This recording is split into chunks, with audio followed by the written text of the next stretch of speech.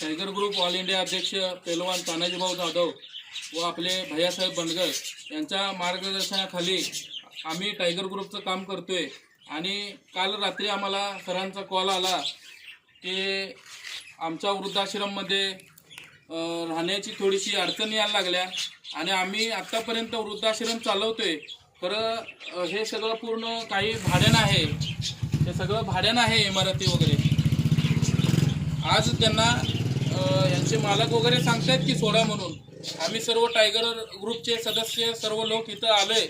Sir मी तुम्हाला शब्द देतो, आजी तुम्ही रडू नका पहिला म्हणजे, आणि तुम्हाला आम्ही पर्याय व्यवस्था आणि पर्याय जागा वगैरे आम्ही आतापासून या क्षणापासून प्रयत्न करतो। आणि प्रयत्न म्हणजे प्रयत्न संघ करून दाखवणारच। आम्ही तुम्हाला कुठेतरी घरदार मिळवून देतो आणि ह्या मालकाला पण आम्ही सांगतो की जोपर्यंत तुमची पर्याय व्यवस्था दुसरीकडे होत नाही तोपर्यंत ही जागा तुम्ही सोडणार नाही। आणि तुम्ही टेन्शन घेऊ नका, आम्ही तुमची मुलं आहोत आणि तुम्ही निवांत राहा, रडायचं नाही, दुसऱ्याला रडवायचं इथनं पुढं।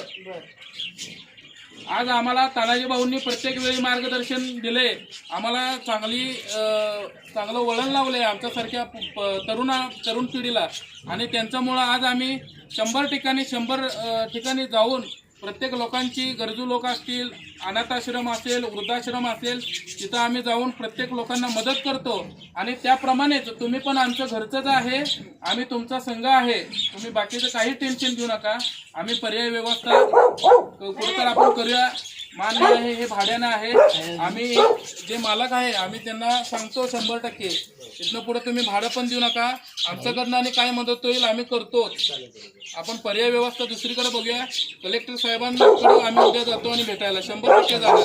साहेबांना भेटतो, साहेबांना मिळून थोडीशी जागा वगैरे आपण मागणी करूया, त्याप्रमाणे कुठं बांधकाम वगैरे करून आपण पर्याय व्यवस्था करून तिथं बांधकाम करून सगळेजण आपण तिकडे जाऊया राहायला। हा, काय टेन्शन घेऊ नका। ओके, हे टायगर राहायला जागा मिळाली म्हणजे